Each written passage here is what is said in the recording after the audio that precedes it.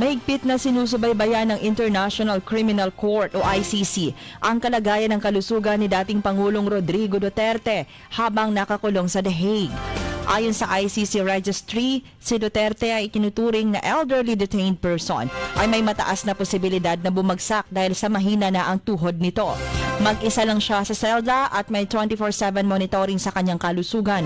Minsan nang bumagsak si Duterte sa loob ng selda at agad na tinulungan ng custody staff.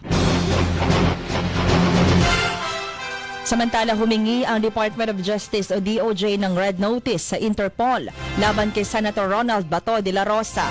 Sinabi ng DOJ na ito ay bahagi ng legal process upang ipatupad ang arrest warrant na in-issue ng kaugnay ng mga kasong crimes against humanity na may kinalaman sa war on drugs.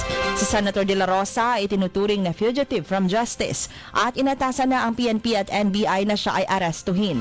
Walang hawak na arrest warrant ang gobyerno maliban kay dating Senator Antonio Trillanes.